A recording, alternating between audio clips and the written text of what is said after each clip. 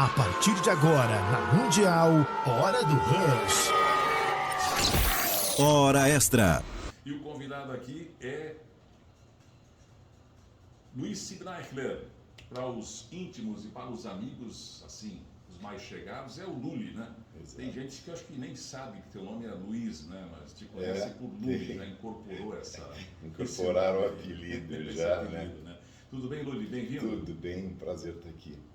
Bom, vocês. O Luli que tinha aqui vários assuntos assim que eram comuns entre ele e o Bonamigo, por causa do relacionamento desde infância, né? Eram colegas. Pois é, eram colegas de aula, eram vizinhos? Não, o Bonamigo um pouco mais velho que eu. Bem, o Luiz Sibnaichler, engenheiro civil de formação e já atua de longa data nessa área, né?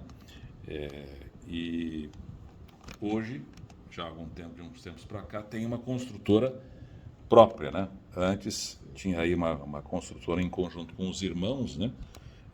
E de uns tempos para cá resolveu empreender e fazer aí e abrir uma construtora que deu super certo, é um sucesso. Já são vários os empreendimentos imobiliários lançados, feitos, todos com muita excelência, é só passar na frente e ver. Quem entra vai ver com mais detalhes ainda, né? Mas vamos começar por onde aí? Pelo começo, né? Você tem gosto pela engenharia, na verdade, descobriu que você queria ser engenheiro? Elano, eu já hoje faço parte de uma classe, de uma turma de profissionais velhos, antigos aqui em Juí, né? Então,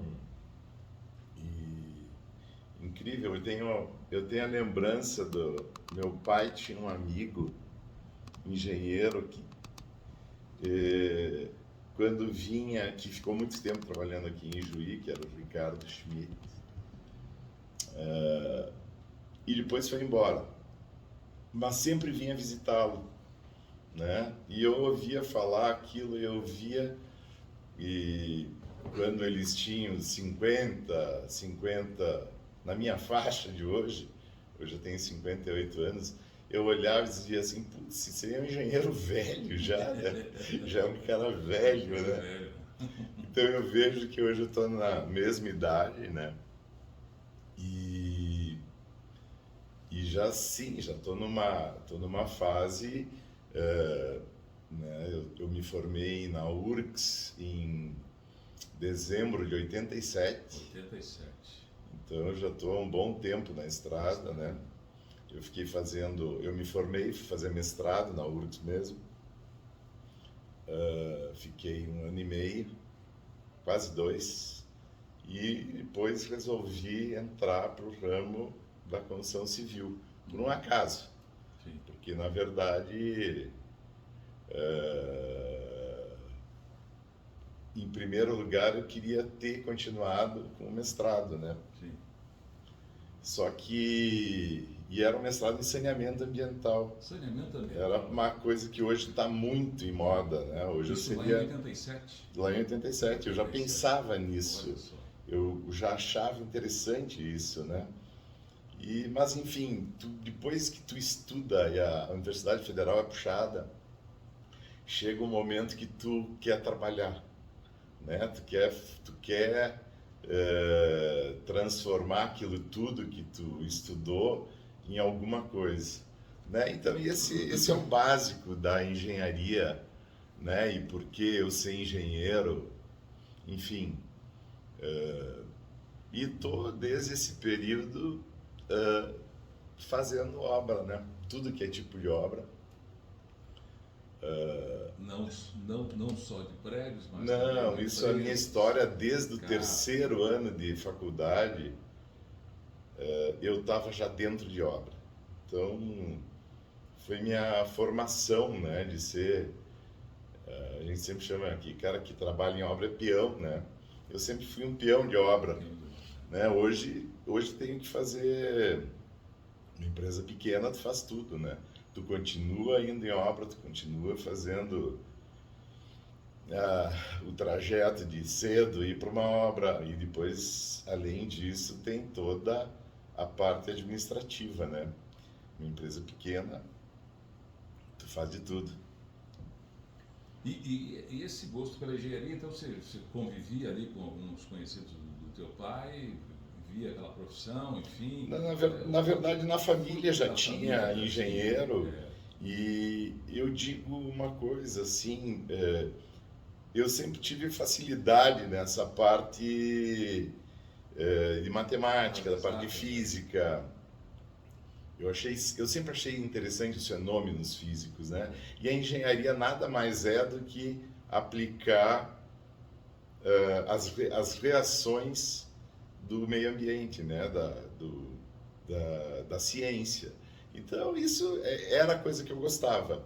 Não te digo assim que eu era apaixonado por engenharia. sim, mas tinha facilidade com... Eu tinha Uma facilidade, afinidade com isso. como dizem, a facilidade com números, né? Sim. Então, hoje, o engenheiro, no meu momento, por exemplo, ele se torna mais um administrador do que propriamente um técnico, né? Porque, assim como a medicina, assim, tu tem o cara que faz o cálculo estrutural, tu tem o cara que faz os projetos complementares, tu compatibiliza tudo isso, né, usando vários técnicos.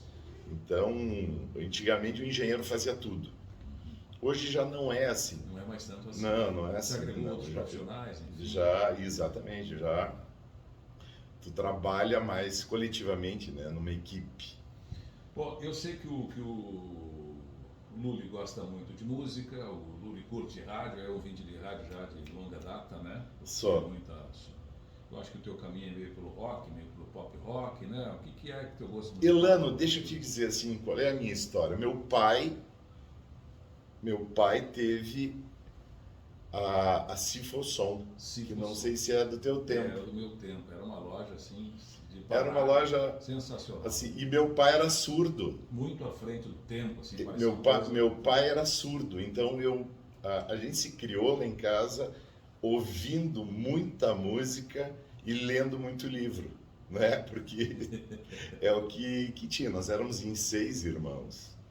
E a questão da música, realmente, eu lembro do que é da área dos Akai, enrolo, dos receiver Sansui. Por causa da loja, né? Sim, então meu pai tinha uma Akai de mesa, que hoje eu não sei se está lá no museu da universidade ou se está com... Uma Akai de mesa. Então...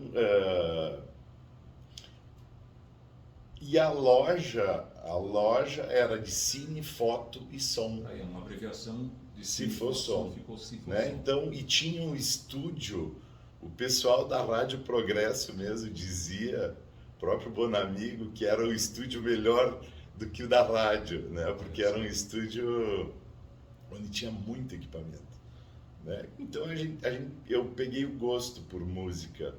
Né? Sou eclético hoje, não digo que gosto de rock, com certeza, né? Mas... E esse estúdio ali era um estúdio montado para fazer algum tipo de gravação? Era um estúdio montado porque ali estavam todos os equipamentos de sons e que se fazia os testes de som e... Não era só venda, se consertava também ali? Ou não? Sim, tinha nos fundos, tinha a parte de concerto de eletrônicos. A Cifossom, para os mais novos que não conheceram, não chegaram a pegar essa época, ficava ali do ladinho da MB, onde hoje é MB Farmácias, na 15 de novembro, onde é uma loja de roupa. Isso, exatamente, do lado tinha a farmácia, tinha uma farmácia na esquina, né? Que ficou conhecida ali, quem trabalhava ali era o 5, né? Farmácias. E depois ao lado...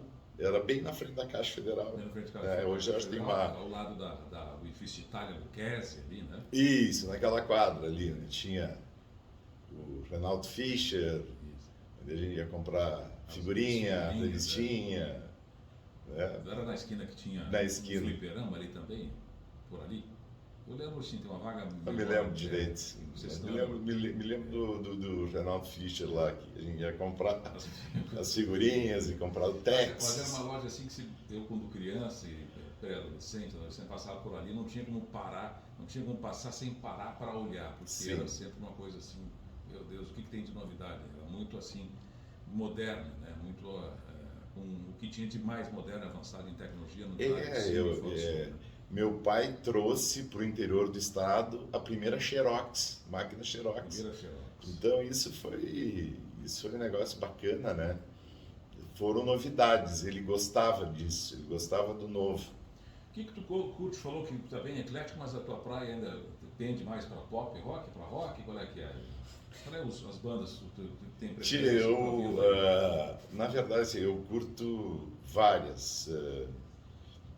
O Leandro Heck, teu colega, sempre me incomoda e diz assim, pô, quando é que tu vem aqui falar de Rod Stewart? Eu gosto de Rod Stewart, né? Que vai estar no Brasil agora em setembro. Pra cá deve ser um baita show, né? Um baita show. E é um cara que está com 78 anos, né? Veterano e está indo cara, super né? Então, vamos ouvir uma dele aí? Vamos. Tem alguma especial que você gosta demais aí? Que está na tua memória? Deixa para ti qualquer uma delas, eu então, gosto. Vamos ver, que tem da década de 80, tem essa que tem um show que foi a música mais tocada que ele cantou com uma escocesa,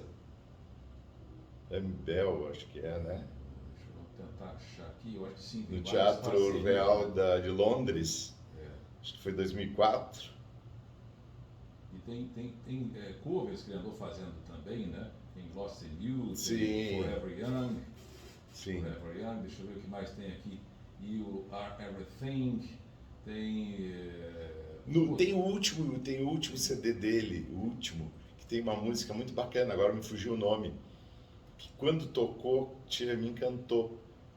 Tem o que eu tenho mais recente aqui, acho que é 2009. Não, tem uma do ano passado. Tem do ano passado. Retrasado, desculpa. Se tem coisa mais nova. Tem do retrasado. Do Rod Stewart, né? Vamos lá, enquanto a gente não acha aqui, vamos tentar ver tem algumas versões aqui também que ele fez que são muito legais aí. Ele fez versão até de Creedence aí. Sim, teve a época de roqueiro também, que talvez seja essa aqui, a época que marcou, né? Have You Ever Seen the Rain? Yes. Vou deixar tocando essa aqui enquanto a gente acha outra aí.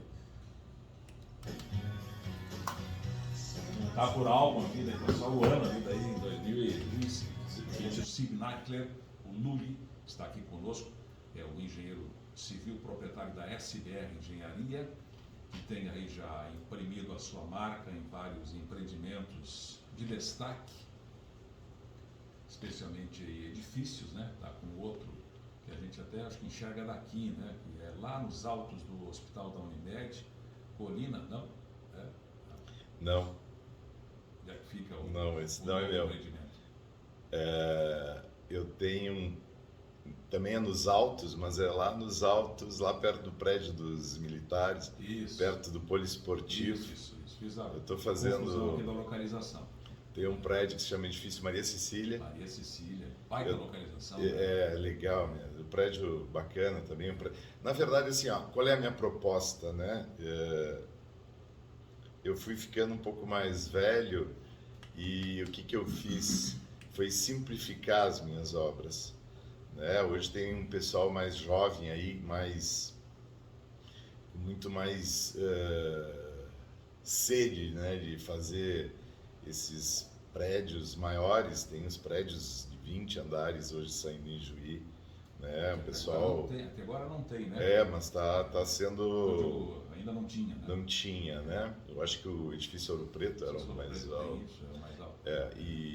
E agora estão saindo prédios, um pessoal jovem, um pessoal ativo, né? Que estão dando também, ajudando a dar uma outra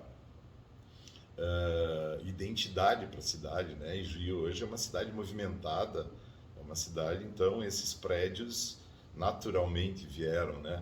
E a minha proposta hoje, já nos meus 35 anos aí de atividade, foi simplificar. Então hoje eu simplifico, faço prédios menores, né? Nunca faço mais do que 3 prédios juntos. Então agora eu estou terminando o edifício Dona Helena, Dona Helena, que é Baixada, isso, que é em homenagem à minha mãe. Isso, exatamente. E vai sair agora, está em pré-lançamento, Edifício Nova York. Nova York.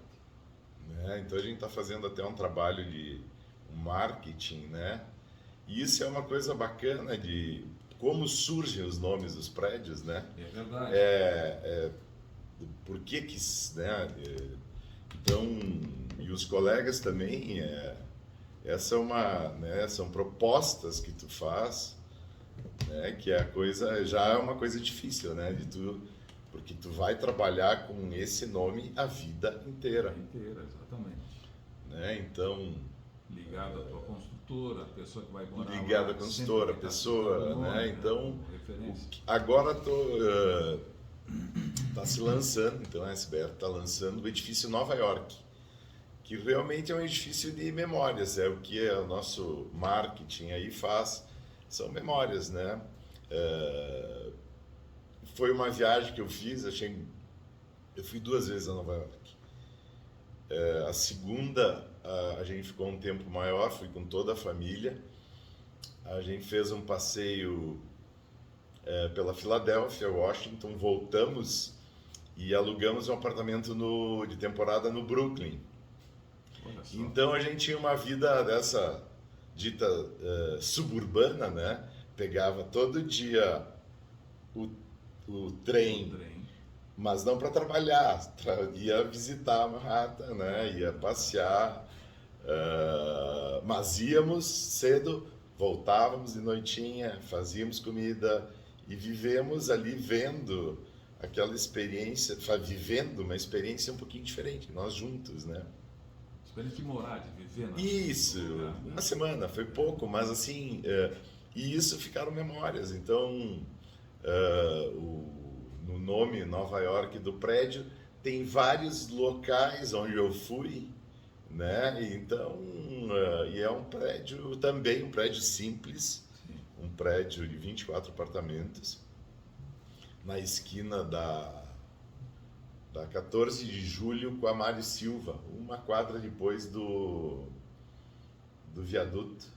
Sim. Bem numa esquina, então é um ponto, eu acho bacana, porque ali é centro, né? Sim. E prédio de esquina chama atenção, assim, então ele ficou com um visual bonito. Então é isso, eu tenho, além dessas obras, ainda faço obras particulares.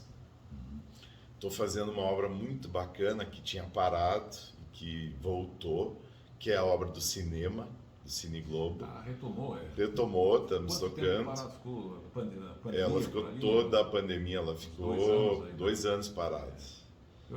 Nós tínhamos feito uma etapa, né, e bem na época da pandemia, na segunda etapa, todos os cinemas tiveram aliás, todas as atividades, né, culturais ficaram paradas, e agora a gente retomou.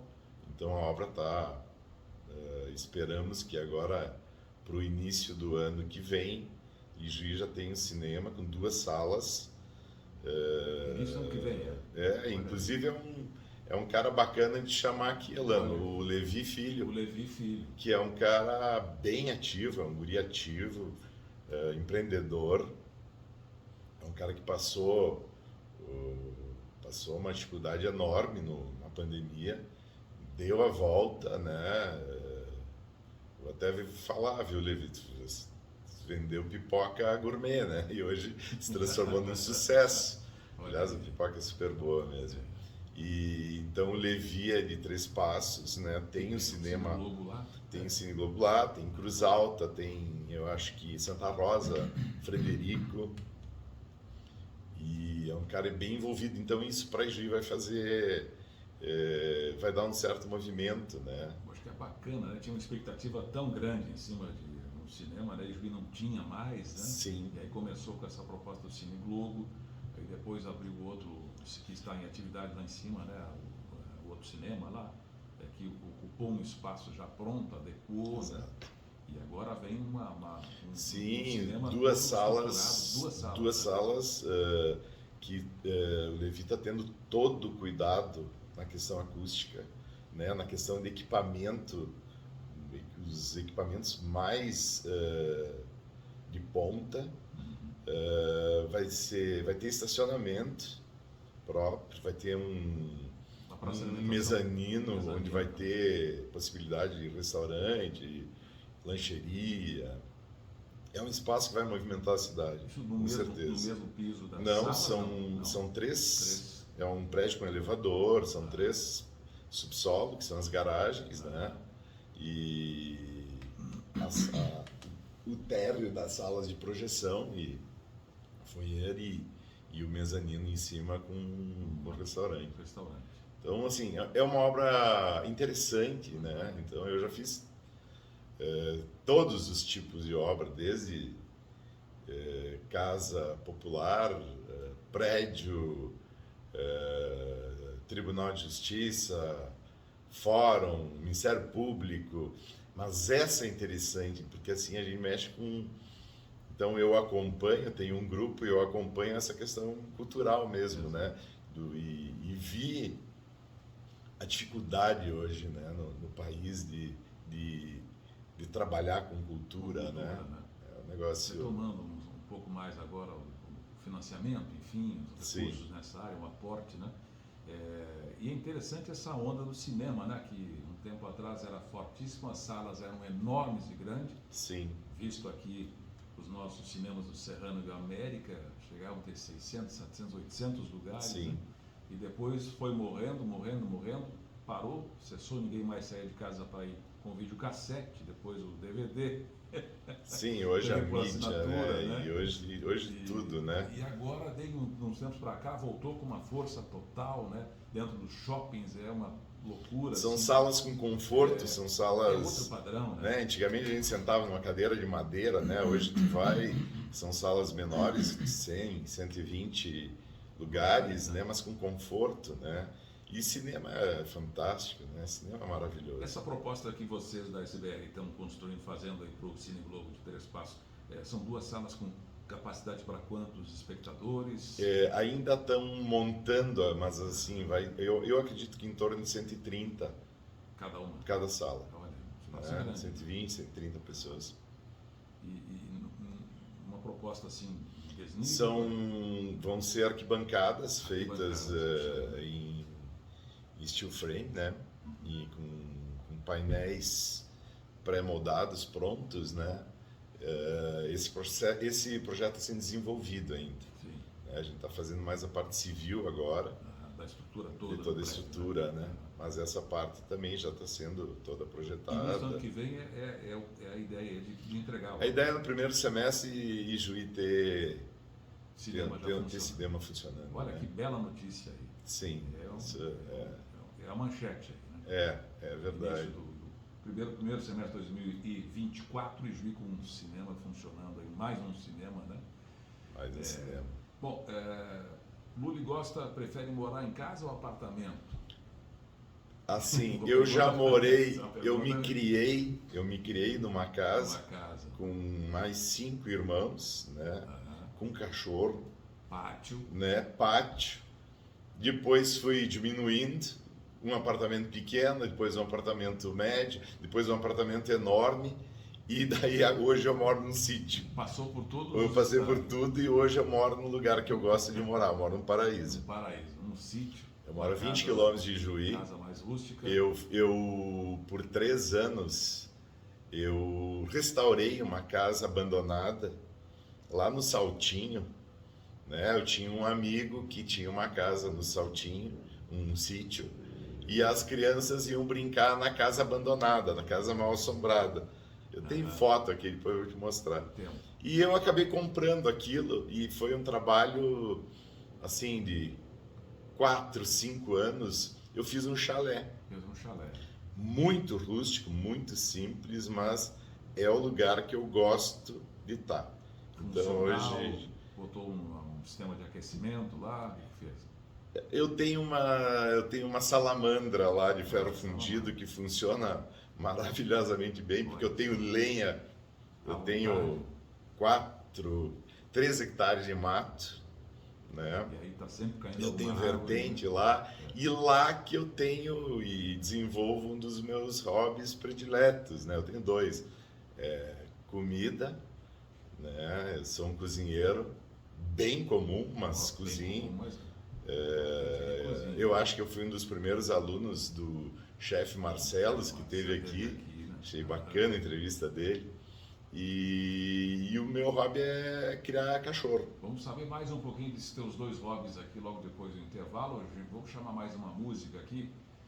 No intervalo a gente falava aqui que você gosta do som do Meridian e também agora eu localizei a música, você lembrou a música aí do Rod Stewart. O que você indica? Vamos com o Meridian primeiro, depois mais um Rod Stewart. O que é Rod Stewart agora já? Eu acho que eu vou Rod Stewart já. Rod Stewart já. Então seu pedido é uma ordem, vamos lá, Rod Stewart. One More Time, participação aqui de Stephen Colbert. Vamos lá, aí.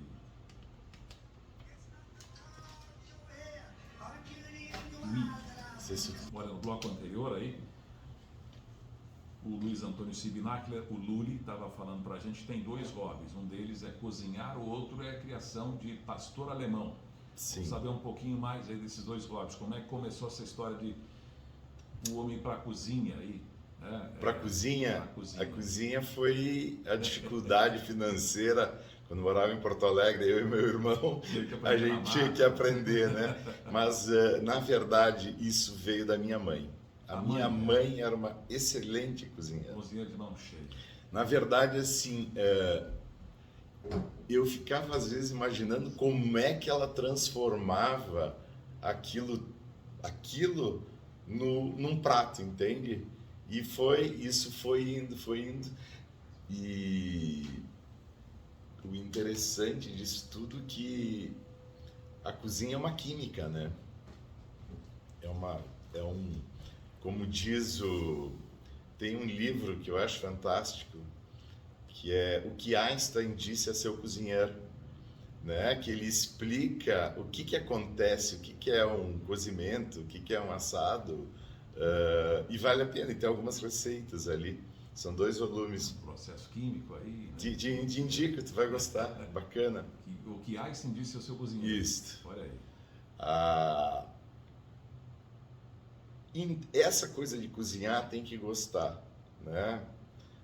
Eu vejo, nós temos em Juí o Marcelos, que é uma excelência, é um cara que cozinha muito bem. Chefe de cozinha. Eu né? sempre digo assim, eu tenho as receitas, eu fazia as aulas de culinária com o Marcelos, eu comecei em 2006 e fiz por um bom tempo com ele, tínhamos uma turma bem bacana. E as aulas primeiro eram no apartamento dele, depois hoje ele tem essa sede ali em cima da loja. Né? Então ali foi depurado o meu gosto, assim, né, de cozinha. Hoje eu acho que eu tenho mais literatura de culinária do que de engenharia. É uma terapia? É uma terapia. É uma terapia pra ti? Na verdade, assim, desestressa, desanuvia a cabeça. Os sábados sempre, eu acordava cedo, fazia meus caldos. Hoje eu já não cozinho tanto, eu cozinho menos, né? Porque a gente vai comendo menos também, né? Então isso é o segredo. Tu vai melhorando um pouquinho, vai diminuindo a quantidade e melhorando para sentir, né, tudo aquilo que tu construiu naquele tempo, né? Então, eu tenho uma coleção de panelas, né? Eu cozinho num fogão industrial. Né? Tenho todos os aparatos, mas eu gosto de cozinhar ali. E dizem que eu cozinho bem, o pessoal que come, que eu faço. Tem preferência por algum tipo de culinária? É italiana? Eu gosto da culinária mediterrânea. Eu gosto da culinária mediterrânea. Que, segundo estudos, é a mais saudável. Mais saudável. Né? Que te traz mais benefícios para a saúde. Eu adoro fazer risoto, mas eu adoro comer massa. Então, assim, eu prefiro comer massa e prefiro cozinhar risoto, por exemplo, né? Então, gosto de frutos do mar. Teve uma época que eu só comia peixe, porque eu tinha ferritina muito alta. Olha aí. Então eu tinha que fazer o controle, né?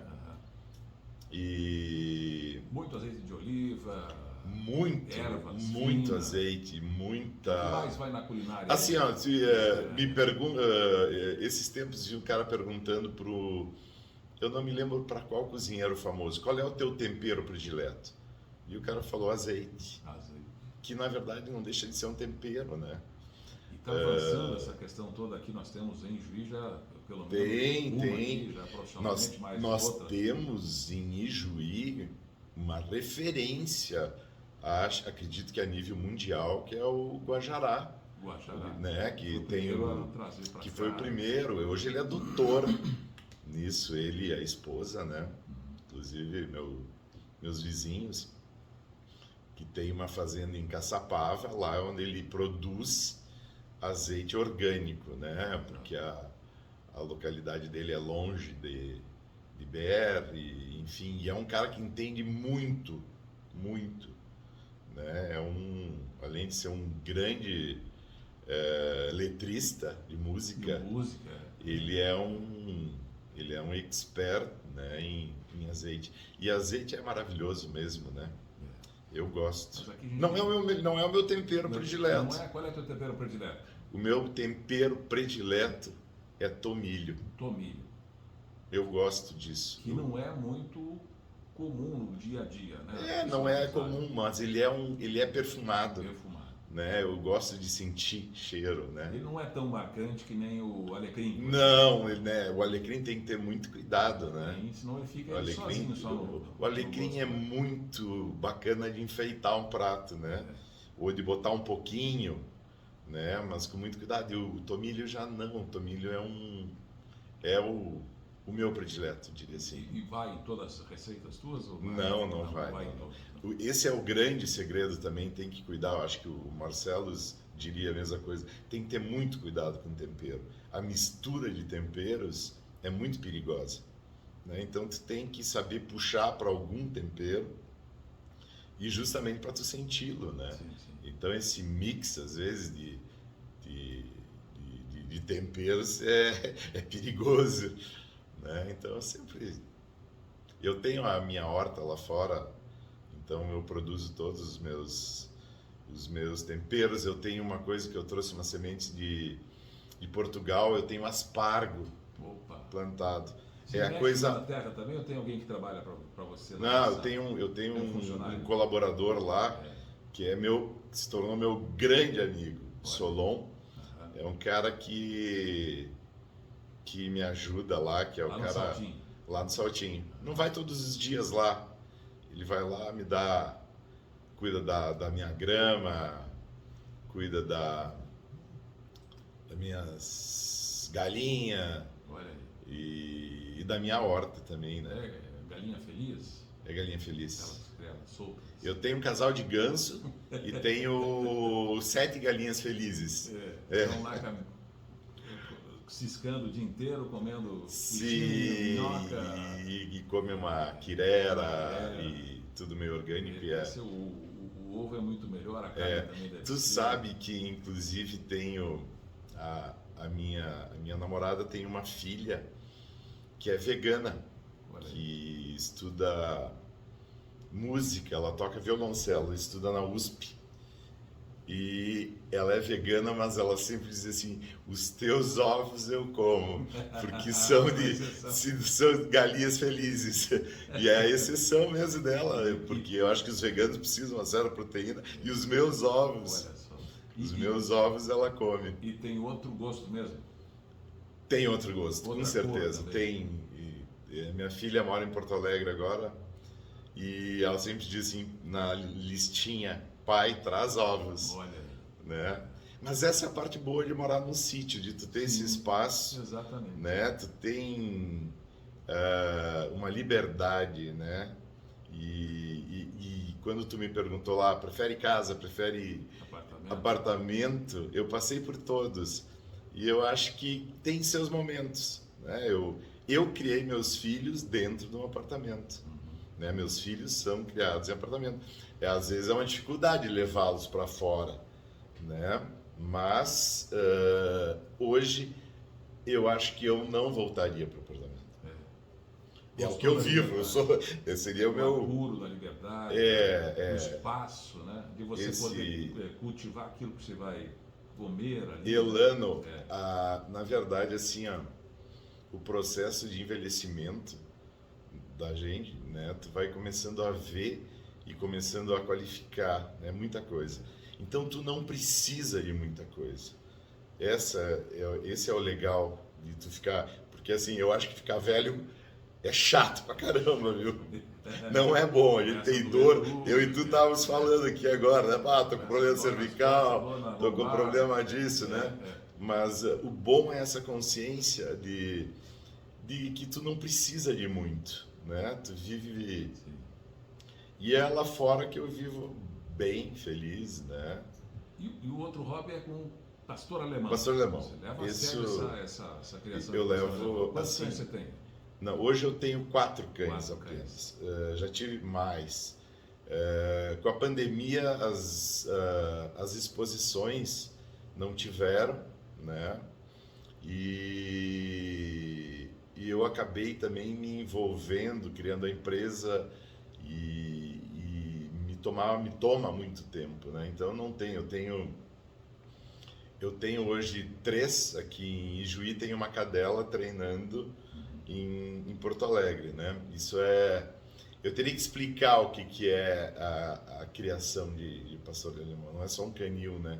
A gente cria, eu sou um expositor, né? A gente faz exposições que são competições a nível regional, nacional e internacional, né? Porque a raça do pastor alemão foi uma raça criada lá no final de 1889. Foi criada por um alemão porque era um cão que se adequava muito bem ao trabalho. Então, por isso que ele é um pastor. Ele é um cão de pastoreio, né? Só que o que se viu no decorrer da melhoria da raça? Que ele era um cão afetivo, que ele era um cão excelente guarda. Então, hoje, assim, eu considero o pastor alemão o cão mais completo. Se eu tivesse uma criança, eu teria um cão pastor alemão. Olha aí. Se eu tivesse um velho, eu teria um cão pastor alemão, né? Então, isso começou... Eu tinha 1972, meu pai comprou um pastor alemão. Meu pai era cachorreiro. Tanto que nós tivemos um canil aqui em Juí, a gente criava dog alemão. Mas antes teve pastor alemão. E meu pai teve um pastor alemão de uma criação do Norberto Schneider, que a gente chama o capa preta, né? Pastor alemão policial, capa preta, porque ele tem aquela capa preta. E de 2 capa preta antigamente nascia a cada 1000 um preto, que era uma degeneração de raça, que hoje a gente chama de preto sólido, que a gente cria pastor alemão também preto. Todo preto. Todo preto, mas só nasce de preto. Tem que ter um cão preto para nascer. E antigamente não. E meu pai teve um cão preto. Então, assim, então a gente se criou com cachorro e eu sou apaixonado pela raça. É uma dedicação, assim, enorme. E talvez na minha aposentadoria vai ser isso, né? Participar de exposições, concursos, enfim, é por aí. Eu gosto disso, né? E foi uma época importante na minha vida, foi lá em 2014, 2015, que eu peguei e comprei num canil primeiro pastor alemão, de um criador que se chama Zé Fernando, canil Dom Feliciano, e que tinha também o William, que é lá em Taquara, que tem um grande canil também. E me convidaram, e eu comecei a conviver com esse pessoal, e criei um grupo. Na verdade, eu tinha saído de um processo complicado na minha vida, e criei um grupo novo que foram de senhores, a maioria aposentados, criadores de cães pastor alemão. E daí me associei à Sociedade Gaúcha de Criadores de Cães pastor alemão, que é em Porto Alegre, lá no Belém Novo. E aquilo se tornou uma distração. E eu vejo assim, hoje o mundo pet, né? Existe um mundo voltado para o cão, né? Para o cão pet, né? O cão pastor alemão é um cão de porte grande, né? Mas eu vejo pessoas criando isso em apartamento também, né? Então, aquela fama de brabo dele. O pastor alemão, ele é muito bravo. É muito bravo. Mas o que ele é bom? Ele tem autocontrole. Então tu desenvolve nele isso, Treina ele. Tu consegue adestrar um cão pastor em 90 dias, 120 dias, um bom adestrador. Eu tenho um cão adestrado. Eu tenho o meu, que é meu guarda pessoal, e é um cão que ele não deu para exposição, não deu. Ele tem um arqueamento de coluna e alguns detalhes de tipo, né? A gente quer tipo na exposição. E ele não era o tipo, mas é o cão que tinha temperamento. Cão tem que ter beleza e temperamento. E o pastor alemão é um cão disso. Esse meu tem temperamento. Esse é meu amigo, companheiro, fidelíssimo, sempre junto comigo. Então, mas poderia ser um cão, né? Porque eu tenho beleza e temperamento, né? Poderia. Poderia, né? Poderia ser um cão. Santicão. O Santiago assume esse líder aí. Muito bem Santicão. Que coisa boa. Mas viu, Santiago? Tem um cão pastor alemão. É fantástico. Tem um. Eu? Beleza e temperamento é eu, cara. Tipo e temperamento. Muito bem, estamos chegando ao final aqui. O papo passou assim, o tempo passou aqui com um raio. Aqui. Acabei nem falando de engenharia, né? Não falamos muito de engenharia. Não falamos de engenharia, não falamos desse desenvolvimento da cidade, enfim, mas... Isso é... Uma próxima oportunidade tu me chama. Uma pauta para uma próxima oportunidade. Com certeza. Engenharia, desenvolvimento da cidade, né? Eu tinha para perguntar para você aí o que a pessoa deve observar quando vai comprar um apartamento. Importante isso. Vamos fazer um programa disso, eu venho. Eu acho que isso, para você responder essa pergunta minha, vai demorar um pouquinho mais. Vai demorar. O que é? Eu vou comprar um apartamento, o que é interessante, o que é prioritário, principal eu observar? Tem alguns Posição detalhes solar só? Não. Não, primeiro é assim, é a capacidade da empresa que está fazendo a obra, que vai, né? Eu vi a entrevista, por sinal, excelente do Leandro Chu, aqui com o Bonamigo, e ele falou dos projetos da venda de projeto em planta, né? Tu tem que ter uma responsabilidade de vender um produto desses. Tu está vendendo para uma pessoa, geralmente, que está fazendo, não um investidor, mas aquele cara que tem o sonho, né? O sonho de comprar seu primeiro apartamento. Ele não pode vender um pesadelo. Então, assim, tu não pode... Então, isso é prioridade, né? Ver, e depois tem toda a parte legal. E sim, essas coisas de posição solar, luminosidade, conforto térmico, acústico, onde é que eu moraria, onde é que eu não moraria. Isso dá um bom programa. Isso vai render. Dá um bom programa para nós. Vou deixar marcado aqui. Vou deixar tocando um pedacinho de Marillion, que você disse que gosta muito, até que o Santiago se organiza aqui, tem um intervalo. Agradeço demais o teu convite aqui. Peço escusas aqui porque a gente teve uma operação de troca aqui na última hora, substituição. Você veio preparado para responder e para falar com o Bonamigo, com uma amizade de 50 anos, mas falou com um amigo mais tarde. Elano, com certeza, que né? Elano na caminhada aí nos anos 80, 90. Exatamente. Né? Mas é um prazer, viu, Elano? Prazer ter conversado. Eu agradeço vocês terem lembrado de mim aí e estou à disposição também para nós falar de engenharia. Vamos falar, sim. Luiz Antônio Siblacher, o Luli, conversou com a gente aqui no Hora Extra, também em nome de Leão das Tintas, na José Bonifácio, número 1, 33327799, Cerâmica Caspari, Telefone 5135622300. Um trechinho rápido aqui de Maryland. É um intervalo. Em seguida, Josué Santiago comanda a festa por aqui na maravilhosa 96.5. A gente volta agora esta manhã